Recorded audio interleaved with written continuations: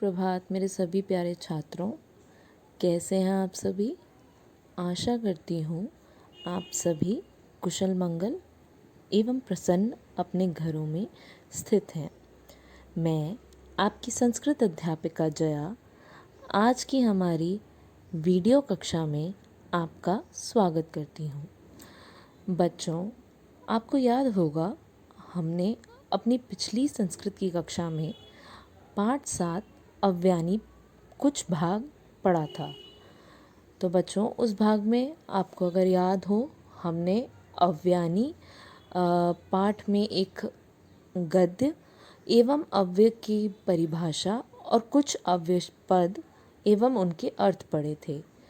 तो बच्चों, एक बार दोबारा से अव्यय पाठ के उस गद्य को याद करते हैं और उसके बाद आज की कक्षा में हम अपने इस पाठ का अभ्यास कार्य करेंगे। तो बच्चों, आइए चलिए कक्षा का आरंभ करते हैं। जैसा कि हमने अपनी पिछली कक्षा में भी पढ़ा था बच्चों, अव्यय होते क्या हैं? अव्यय वह शब्द होते हैं जो किसी भी अवस्था में, अवस्था यानी कि किसी भी परिस्थिति में, जैसे भले ही उन शब्दों के आगे कोई भी वचन, विभक्ति या लिंग लगा हो, वह हर स्थिति में एक समान रहते हैं। जैसे आपका उदाहरण स्वरूप, अधुना शयन कालः न अस्ति, अभी सोने का समय नहीं है। अगर मैं इसकी जगह अधुना अहम तत्र गच्छामि, मतलब अभी मैं वहाँ जा रही हूँ। अब मैंने पहले जब पहला वाक्य जो प्रयोग किया था उसमें मैंने लिखा था, बोला था कि अभी सोने का समय नहीं है, और दूसरे वाक्य में मैंने बोला अभी मैं वहाँ जा रही हूँ। मतलब मैंने जब सर्वनाम शब्दों के साथ भी अव्यय का प्रयोग किया तब भी वह अधुना ही रहा, और जब मैंने उसे एक साधारण से वाक्य में प्रयोग किया जिसमें कि कोई मुझसे या आपसे जुड़ा हुआ कोई भी शब्द नहीं था, तब भी अधुना अधुना ही रहा। ऐसे ही कई शब्द अव्यय शब्द होते हैं जो किसी भी परिस्थिति में बदलते नहीं हैं। इसके पश्चात हमने अव्यय शब्दों का वर्गीकरण सीखा, जिसमें हमने जाना कि अव्यय कई अलग अलग वर्गों में विभाजित होते हैं, जैसे कि कालबोधक अव्यय, स्थान बोधक अव्यय, दिशा बोधक अव्यय, वर्तमान कालिक अव्यय। अब कालबोधक अव्यय क्या होते हैं? जिसमें काल का, समय का बोध होता है। स्थान बोधक, जिनमें स्थान का, किसी भी जगह का बोध यानी ज्ञान हो रहा हो, जैसे अत्र का मतलब यहाँ, तत्र का मतलब वहाँ, कुत्र का मतलब कहाँ। तो आपको स्थान पता चल रहा है। जैसे मैं अगर बोल रही हूँ अहम अत्र अस्मि, मतलब मैं यहाँ हूँ, या रमा तत्र गच्छामि, तो रमा गच्छति, रमा वहाँ जा रही है।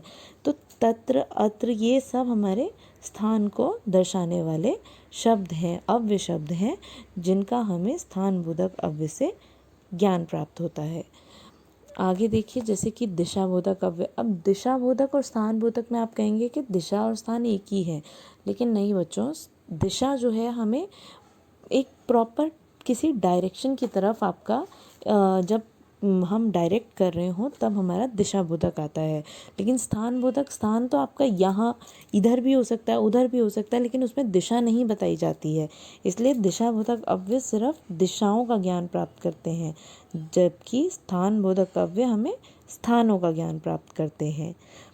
दिशा बोधक, स्थान बोधक और काल बोधक के बाद आते हैं हमारे वर्तमान कालिक अव्यय। वर्तमान कालिक मतलब जो कि प्रेजेंट की बात बता रहे हो, जो अभी की बात बता रहे हो, जैसे कि अधुना, इदानीम, संप्रति, ये सभी अभी इस समय की बात बता रहे हैं। ठीक है। जैसे कि अधुना अहम त्वम पठामि, तो मतलब अभी मैं आपको पढ़ा रही हूँ।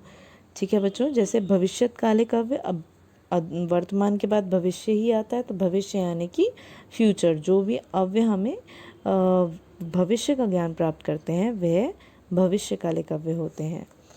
और इसके बाद आते हैं आपके भूतकालिक अव्यय। तो भूतकालिक अव्यय जो होते हैं हमारे, वो हमारे भूतकाल का ज्ञान प्राप्त कराते हैं, जैसे कि पास्ट का। अब आ जाइए आपके अगले पृष्ठ पे। तो अगले पृष्ठ पे आपका आता है समानार्थक अव्यय। समानार्थक अव्यय मतलब जो कि ये वह अव्यय हैं जो एक दूसरे का, जिनका अर्थ समान है परंतु इनके लिए शब्द अलग अलग प्रयोग में लाए जाते हैं, जैसे अधुना, इदानीम, संप्रति, संप्रतम। ये सब जो शब्द हैं ये आपके अब के लिए ही प्रयोग में लाए जाते हैं। और मृषा और मृषा और मिथ्या दोनों ही हमारे झूठ के लिए प्रयोग में लाए जाते हैं, कि जब हमें कभी ये कहना हो कि यह वाक्य जो है, यह जो बात बोली गई है ये झूठ है, तब हमारा यह दोनों शब्दों का प्रयोग किया जाता है। जैसे कि आप देख सकते हैं यहाँ पे अधुना, इदानीम, ये सभी जो शब्द हैं ये हमारे किसके लिए, अब के लिए, अब अर्थ के लिए प्रयोग में लाए जाते हैं। वैसे ही मृषा और मिथ्या जो है वह हमारे झूठ का बताना हो तब प्रयोग में लाए जाते हैं। अब मुह, मुहर, मोह या वारम वारम, पुनः पुनः, ये सब जो हैं ये हमारे बार बार के लिए, बार बार अर्थ जो होता है कि कभी भी कोई चीज़ दोबारा पुनः पुनः बोली जाए, उसके लिए प्रयोग में लाए जाते हैं। तो एक ही अर्थ के, समान अर्थ के जब अलग अलग शब्द होते हैं उन्हें हम समानार्थक अव्यय में के वर्गीकरण में उपयोग में लाते हैं। ठीक है बच्चों, अब आगे आ जाइए प्रश्नवाचक अव्यय। तो प्रश्नवाचक अव्यय जैसे कि इस वर्ग का हेडिंग ही आपको बता रही है कि प्रश्नवाचक, तो प्रश्नों का जब जिन अव्ययों से निर्माण होता है उन अव्ययों को प्रश्नवाचक अव्यय के सूची में रखा जाता है, जैसे कथम, किमर्थम, कुत्र, कदा, कति, कुतः, ये सब शब्द प्रश्नवाचक अव्यय के वर्ग में आते हैं।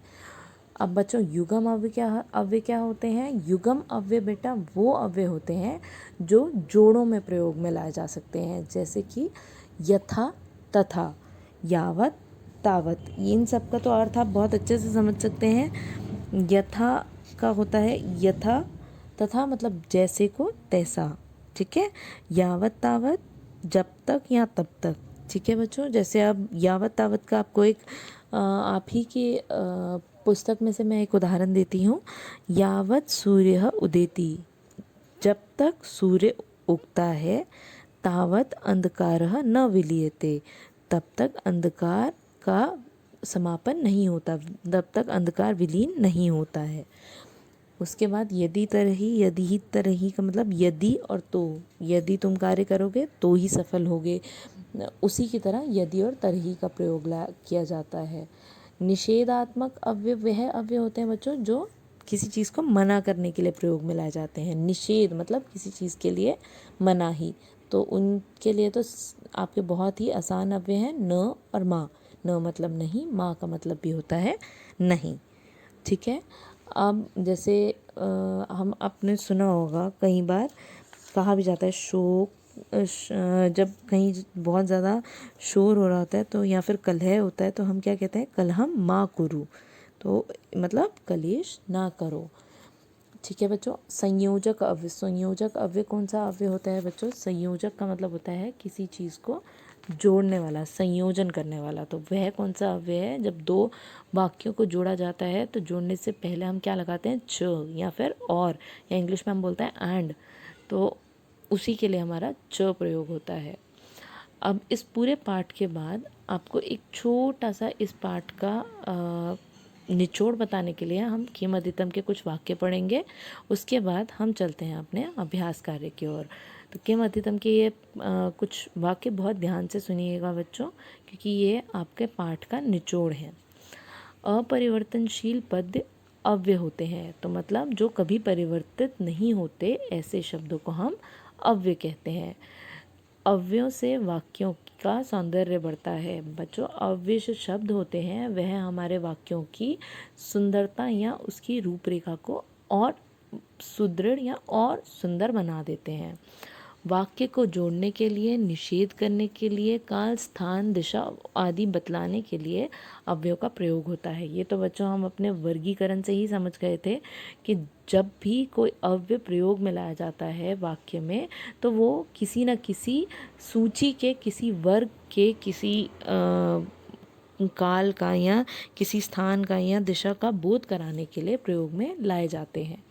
अब बच्चों आप से मेरी एक निवेदन है, ये सारे किम अधितम के वाक्य आप अपनी कॉपी में अभ्यास कार्य से पूर्व ज़रूर लिखिएगा।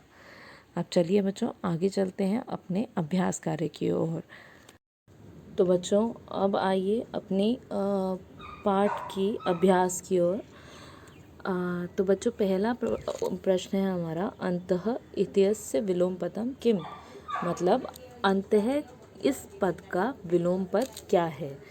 तो बच्चों अंतः का मतलब होता है अंदर, तो आपको वैसे भी बहुत अच्छे से पता है अंदर का विलोम पद होता है बाहर, तो हमारा संस्कृत में इसका अर्थ होगा बहि। तत्क्षणम इति अर्थे किम अव्यय प्रयुज्यते, मतलब तत्क्षणम इस अर्थ का के लिए क्या कौन सा अव्यय प्रयोग में लाया गया है या फिर प्रयोजित है, तो वह है सहसा। क्योंकि तत्क्षणम का मतलब और सहसा दोनों का अर्थ जो है वह एक समान होता है, वह होता है एकदम से या फिर अचानक। तो दोनों के लिए एक ही शब्द का अर्थ होता है, वह है अचानक। ठीक है, आगे देखिए सामान्यतः। सामान्यतः होता है इन जनरल, मतलब कि सामान्य रूप से या फिर जनरली कोई चीज़ होना, तो उसके लिए हमारा समानार्थक अव्यय जो बोलना है वह है प्रायः, मतलब अक्सर। जनरली हम बोलते हैं ना, जनरली ये काम तो ऐसे होता है, तो वैसे ही हमारा संस्कृत में प्रयोग में लाने वाला जो शब्द है, अव्यय शब्द है, वह है प्रायः। आगे चलिए, आपका मौखिकम का अंतिम प्रश्न है, सत्यम इत्यस्य किम विपरीतार्थकम अव्ययपदम, मतलब सत्य इस के लिए कौन सा विपरीतार्थक अव्ययपद प्रयोग में लाया गया है। तो इसके लिए है या तो आपका मृषा या फिर मिथ्या, दोनों का अर्थ जो होता है वह होता है झूठ। ठीक है बच्चों, अब आइए चलते हैं अपने लेखनम की ओर। तो लेखनम में आपका पहला प्रश्न दिया है, अधोलिखितेषु वाक्येषु समुचितै अव्ययपदै रिक्त स्थानानि पूर्ति कुरुत, मतलब नीचे लिखे हुए वाक्यों को उचित अव्ययपदों से रिक्त स्थानों की पूर्ति कीजिए। ठीक है बच्चों, तो पहला हमारा जो रिक्त स्थान है वह है, रमेशः डैश प्रयत्नम करोति, मतलब रमेश ने डैश प्रयत्न किए। तो कैसे प्रयत्न करे, अब इतस्ततः इधर उधर प्रयत्न करे, सही नहीं होगा। वृथा मतलब व्यर्थ ही प्रयास किए, वह भी सही नहीं होगा। अधुना अब प्रयास किया, वो भी सही नहीं है। वारम वारम मतलब पुनः पुनः प्रयास करे, तो मतलब रमेशः वारम वारम प्रयत्नम करोति। बच्चों कई बार आपके जो रिक्त स्थान पूर्ण करने वाले जो वाक्य होते हैं वो आपके कॉमन सेंस से भी मतलब हो सकते हैं। तो आपको बस इतना देखना है कि वो जो आपका वाक्य है, क्या उसमें जो आप रिक्त स्थान में जो भी मंजूषा से शब्द भर रहे हैं, क्या वह उस वाक्य में सही लग भी रहा है या नहीं। ठीक है बच्चों, आगे चलते हैं। समुद्रेषु वृष्टि ही वृथा, मतलब कि समुद्रेषु वृष्टि अर्थात समुद्र में हुई वर्षा का कोई लाभ नहीं है, या समुद्र में हुई जो जल की वर्षा है वह व्यर्थ होती है। ठीक है, उसके बाद आया कक्षायाम तूष्णीम स्थातव्यम, मतलब अर्थात कक्षा में चुपचाप बैठो। कक्षायाम तूष्णीम, तूष्णीम का अर्थ होता है चुपचाप। ठीक है बच्चों, अब आते हैं अपने अगले प्रश्न की ओर। डैश राजतंत्र शासनम अस्ति, मतलब डैश राजतंत्र का शासन था। तो अब एक तो था है, तो बच्चों पहले ही हमें पता चल गया कि काल कौन सा है, ये हमारा भूतकाल की बात हो रही है। तो भूतकाल के लिए हमारा कौन सा अव्यय लगेगा यहाँ पे, अधुना नहीं लग सकता, वारम वारम हम पहले ही लगा चुके हैं, वृथा और तूष्णीम का प्रयोग हो चुका है। पीछे हमारे पास बचे थे इतस्ततः, जिसका अर्थ होता है इधर उधर, अधुना का मतलब होता है अब, और पुरा का मतलब होता है प्राचीन काल में। तो हमारा यहाँ पे जो रिक्त स्थान में सबसे सटीक शब्द आएगा वह होगा पुरा, कि पुरा राजतंत्र शासनम अस्ति, प्राचीन काल में राजतंत्र का शासन था। अब अगला वाक्य है कुक्कुराः डैश भ्रमंती, मतलब कुकुर डैश घूम रहे हैं, मतलब कि इधर उधर। अधुना भ्रमंती कुछ वाक्य में अपूर्ण लगता है, इसीलिए कुक्कुराः इतस्ततः भ्रमंती। आखिरी वाक्य है त्वम डैश किम करोषि, तुम डैश क्या करोगे या क्या कर रहे हो। तो मतलब त्वम अधुना अब या अभी क्या कर रहे हो। अब अगला हमारा जो प्रश्न है उसमें कुछ विलोम पद दिए हुए हैं और उनका हमें उचित मेल करना है।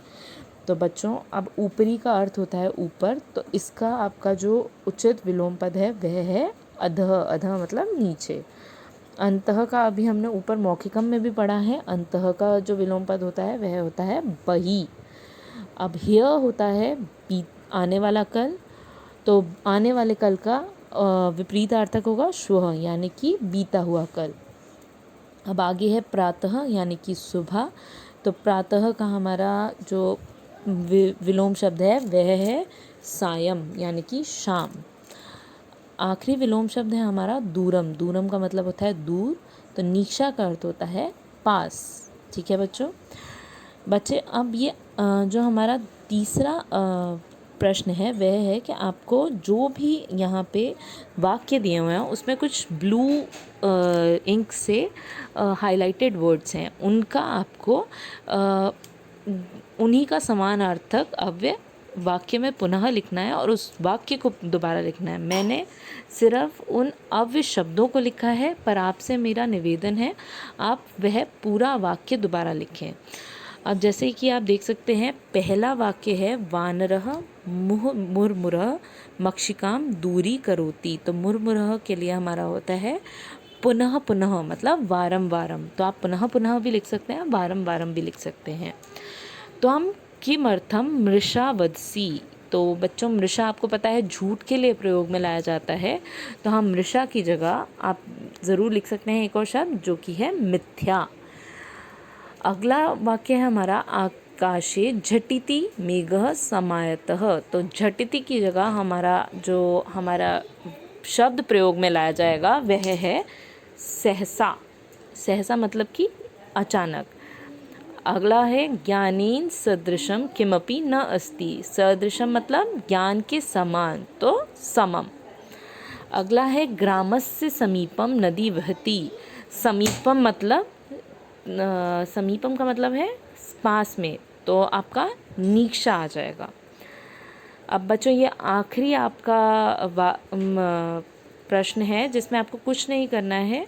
मैंने आपको कुछ युगम शब्द बताए थे, अव्यय शब्द, जिनका आपको इसमें प्रयोग करना है। एक युगम शब्द, एक जोड़े का एक शब्द आपको दिया हुआ है, दूसरा आपको भरना है। बहुत ही आसान है बच्चों, जैसे कि आपको बता रही हूँ, यथा भूमि भवति डैश अंकुरः भवति। तो यथा जैसी भूमि होगी तो ऑब्वियसली वैसे ही उसके अंदर से निकलने वाला अंकुर होगा। यदा मेघः गर्जति तदा वृष्टिः भवति, मतलब जब बादल गरजते हैं तभी वर्षा होती है। यत्र जनः श्रमं कुर्वन्ति तत्र सुखिनः भवन्ति। जहाँ लोग श्रम करते हैं वहाँ लोग सुखी रहते हैं। यावत् शिक्षकः आयति तावत् अभ्यासम कुरु, मतलब जैसे ही जब तक शिक्षक आता है तब तक अभ्यास करो। यदि सुख खादितुम इच्छसि, यदि खाना खाने की इच्छा करते हो, तरही तो पाक कार्यम कुरु, पकाने का कार्य करो। तो बच्चों इसी के साथ हमारा अभ्यास कार्य पूर्ण होता है। आपसे एक निवेदन है बच्चों, प्लीज़ एक बार ये पूरी वीडियो दोबारा से देखिएगा। अगर आप लोगों को इस वीडियो में कुछ भी डाउट्स रहते हैं तो प्लीज़ क्लास में मुझसे ज़रूर पूछिएगा, और ये सभी क्वेश्चंस एक बार अच्छे से गो थ्रू कर लीजिए। अगर आपको कुछ भी इसमें डाउट लगता है प्लीज़ डू आस्क मी। अगली कक्षा तक मुझे इजाज़त दीजिए। नमस्कार।